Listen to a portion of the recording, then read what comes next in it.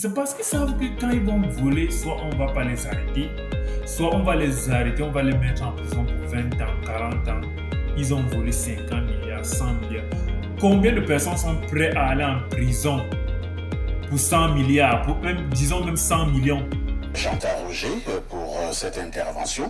Professeur Prosper Nkouvanda, lorsque vous avez un entourage qui vole en milliards, je veux parler du Cameroun, lorsque vous avez un entourage apparemment qui piétine de temps en temps les hautes instructions données par le président de la République, on va quand même dire que c'est un entourage qui n'a pas aidé le président Paul Biya. Est-ce que cet entourage est entré dans une espèce de complot pour bloquer le travail du président de la République?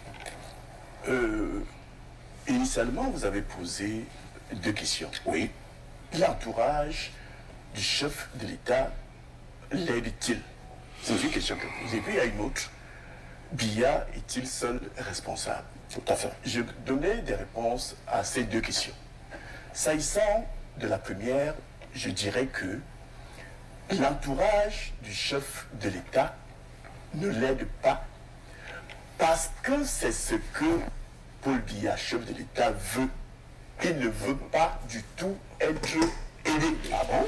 Parce que s'il avait été aidé, les choses dans ce pays iraient mieux que ce que nous vivons en ce moment.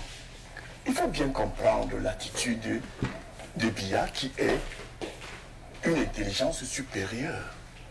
Parce que pour faire certaines choses, il faut être doté de ce type d'intelligence. Mais la question c'est de savoir qu'est-ce que celui qui nous dirige, Paul Biya, fait de son génie et de son intelligence. De mon point de vue, cette intelligence et ce génie sont tournés vers le mal. Les mots ne sont pas excessifs. Je parle avec mes mots. Le mot mal n'existe-t-il pas dans le dictionnaire de la langue française? Bien évidemment. Soufflez donc que j'utilise le mot Paul déjà Biya dans n'est le pas quand dictionnaire. même un apôtre du mal. Ça, c'est vous qui le dites. Je regarde les choses avec mes yeux et je les dis avec ma bouche et ma langue. Je dis donc que Paul Biya a une intelligence tournée vers le mal. Parce qu'il s'agit véritablement de cynisme. Il se nourrit de ça.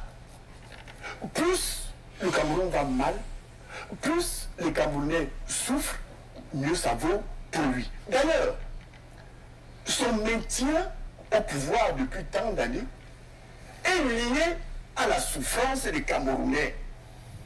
C'est-à-dire que plus les Camerounais vont souffrir, plus les Camerounais l'accepteront. Dans une sorte de... On appelle ça comment? Syndrome de Dans Stockholm. le syndrome de Stockholm. Il utilise ça. Regardez un peu. Paul Biya qui veut partir du palais présidentiel pour l'aéroport de Simalé ou pour Vomoka. On barre les routes. Il le sait. Pendant toute une journée, alors que son passage ne dure que quelques 10 ou 15 minutes. Mais pas toute une journée durant, on fait souffrir les Camerounais. Ils regardent sûrement, à partir de ces rideaux qu'ils tirent un peu, comment les Camerounais souffrent. Tout est barré. Pas de commerce. Les petits laveurs de voitures ne font pas leur travail. Les petits coiffeurs souffrent ce jour-là. Et je me souviens qu'il y a un qui m'a dit, avant ce monsieur allait en Suisse, il restait pendant longtemps. Qu'est-ce qu'il vient encore faire dans ce... Parce que nous sommes à l'aise quand il n'est pas dans ce pays, avec un passage qui nous empêche de vivre. C'est pour vous dire que s'il avait des collaborateurs qui l'aidaient dans sa tâche, cela ne satisferait pas à ses besoins de se maintenir, son besoin de se maintenir au pouvoir pendant longtemps. Ça, c'est pour la réponse à la première question. Alors les amis, bonsoir, j'espère que vous allez tous bien. On se retrouve ce soir pour une nouvelle vidéo et une nouvelle vidéo réaction. Donc si c'est la première fois que vous passez par là, n'oubliez pas de laisser un commentaire, de liker la vidéo et surtout de vous abonner pour ne pas rater mes prochaines publications. Alors, j'espère que vous avez écouté l'intervention du professeur. Avant de répondre à la question de savoir si l'entourage du président de la République l'aide ou pas, Nous allons d'abord essayer d'analyser les propos du professeur. Voilà le professeur qui nous rappelle ce point qu'on négligeait tant, pourtant c'est très efficace pour la vie des Camerounais. Quand le président de la République va passer, toutes les routes sont bloquées. Est-ce que vous avez une idée de combien de centaines de millions les Camerounais perdent quand la route est bloquée seulement pendant 2 heures? Les hommes d'affaires sont bloqués, ils ne peuvent plus passer parce que le président va passer bientôt. Le coordonné qui allait chercher, pointer ses 2500, ses 3000, 4000, 5000 la journée, ne peut pas aller au travail pour le moment. Il doit attendre jusqu'à ce que le président passe. Le Ben Skinner qui devait sortir pointer ses 10 000 ne peut plus parce que toute la ville est bloquée et le président doit passer. Mais la question c'est, qu'est-ce qu'un Camerounais a à faire? Qu'est-ce qu'un Camerounais a à foutre du passage du président, du voyage du président de la République? Et ce qui est marrant, c'est que lorsque le président arrive dans ce pays, lui-même il constate que les routes ne sont pas bloquées. Même quand le président de ce pays est en train de passer. Ici en Amérique, c'est seulement les travaux qui peuvent faire, c'est qu'on bloque une route. Le passage d'aucune personnalité ne peut faire bloquer une route. Aucune personnalité. Que tu sois président, que tu sois qui. On ne peut pas bloquer une route. C'est seulement les travaux qui peuvent faire, c'est qu'on bloque une route. Et quand on parle de travaux, on dévie la route. Ce qui veut dire qu'on a bloqué la route, on est en train de faire les travaux. Et ceux qui font ces travaux commencent d'abord par construire la route de déviation. Ils commencent d'abord par arranger la route de déviation avant de bloquer la route principale qu'ils sont en train d'arranger. C'est la seule chose qu'ils peuvent faire, c'est qu'on bloque la route. Donc, quand un président est en train de passer, c'est qu'on peut trop faire. Quand on fait trop, on circule, on bloque, toutes les voitures émergent à droite parce que les lignes de gauche partent très vite. Ils s'arrêtent pour 10 secondes, c'est quelques secondes. Là, le cortège du président passe, que ce soit l'ambulance ou bien la police, ça passe. On ne bloque pas la route. De quoi le président de la République a même peur? Je ne comprends pas. Pourquoi il a peur d'être stocké dans l'embouteillage avec les Camerounais qui l'ont voté à 80, 98%, presque tous les Camerounais. Comment tu as peur de passer doucement auprès des gens qui t'aiment, auprès des gens qui t'ont voté? Je ne comprends pas ça. Je ne comprends pas ça. Alors, on va même pas d'abord trop s'attarder sur ça, parce que je vois rien ne peut changer de ce côté-là. Revenons au point de savoir si l'entourage du président de la République l'aide. J'étais très d'accord avec le professeur Nkoumvondo. L'entourage du président de la République ne l'aide pas. Et le président lui-même est conscient de cela. Le président de la République choisit pour la plupart les griots. Et vous savez, tout bon roi aime quand les griots chantent ses louanges. Donc le président met en son entourage les gens qui vont chanter ses louanges, qui vont dire qu'il est le plus fort, qu'il est le plus bon président de tous les temps au Cameroun, qu'il est celui que Dieu a envoyé pour sauver le Cameroun, qu'il doit encore rester pendant 25 ans. C'est ce que le président de la République aime. Je vois que le président se préoccupe très peu sur l'efficacité de ses ministres. Il se préoccupe très peu. Si vous voyez bien les ministres qui ont été démis de leur fonction, c'est ceux qui ont tellement dérangé. C'est ceux qui ont volé c'est ceux qui ont volé les centaines de milliards parce que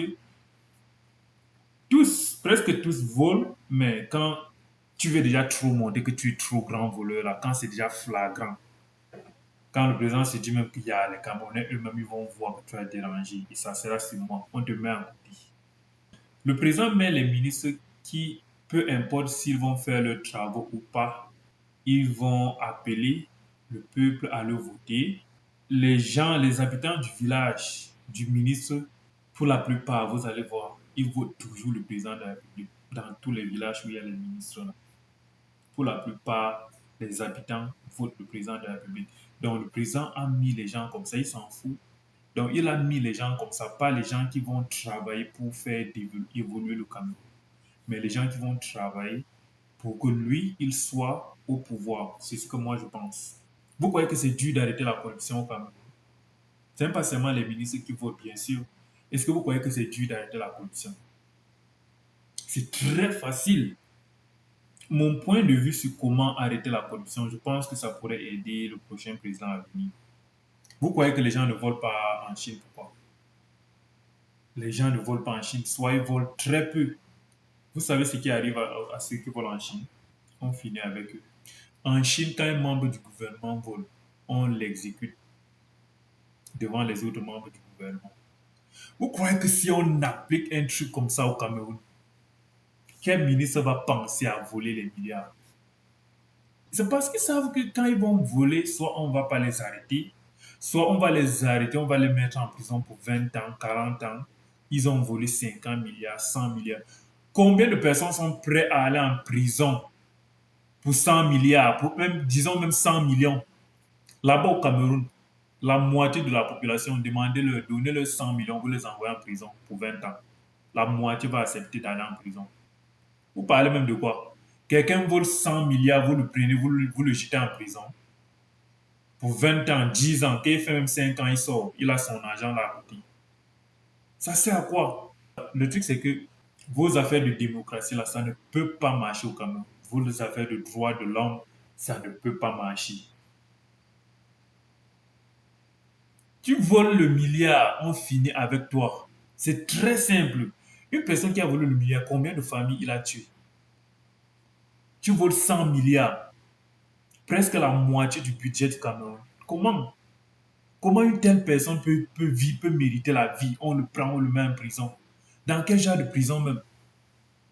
On te met en prison de luxe où tu regardes ta télé. Vous voyez les gens des ministres là en prison.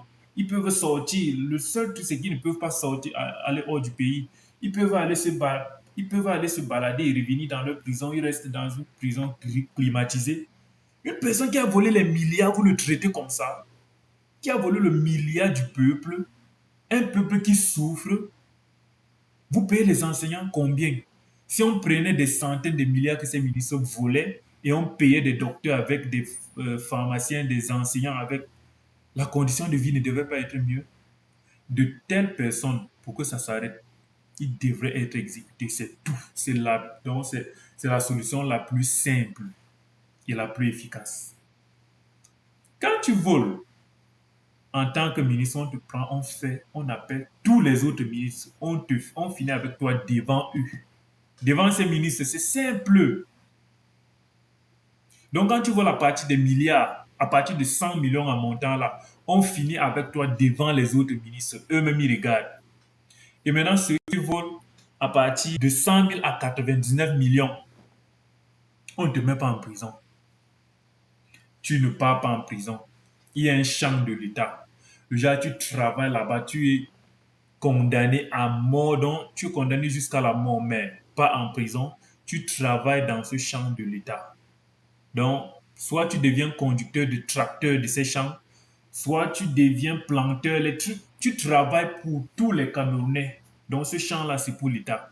Tu es condamné à travailler à vie. L'affaire de prison, là, ce n'est pas... La prison, c'est pour les voleurs qu'on a arrêtés au quartier.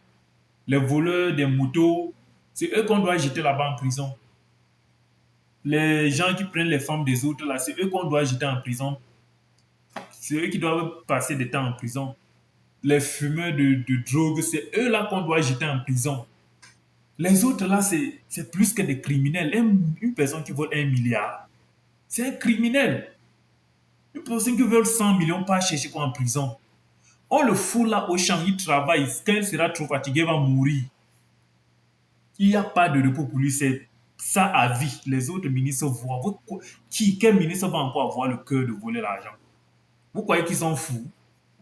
Donc, le traitement que vous donnez aux autres, c'est ça qui leur motive à continuer de voler. Est-ce que ça fait 2 ans sans qu'on entend qu'il y a détournement de tel dans tel ministère? Parce qu'ils ont vu, quand ils ont vu que vous avez juste mis l'autre là en prison. L'autre là, ça fait 20 ans qu'il était en prison, il vient de sortir. Tel ministre, ça fait 10 ans qu'il était en prison, il vient de sortir. Lui-même s'est dit, mais si j'avais moi-même volé mes 100 millions, si j'avais moi-même volé mes 3 milliards 5 ans avant, ça veut dire que je serais en prison, mais à l'heure si je serais déjà sorti, hein, lui-même vole. Peut-être il a la chance, on ne l'envoie même pas en prison. C'est quel genre de collaborateur que le président met autour de lui comme ça? Tous ne sont pas des voleurs, bien sûr, mais la plupart, c'est des voleurs. On le sait. La plupart, c'est des voleurs. Est-ce qu'on doit exécuter les voleurs de la République ou bien on doit les mettre en prison? Dites-moi ce que vous pensez, les amis. Ceci étant dit, on se prend à la prochaine vidéo. Ciao.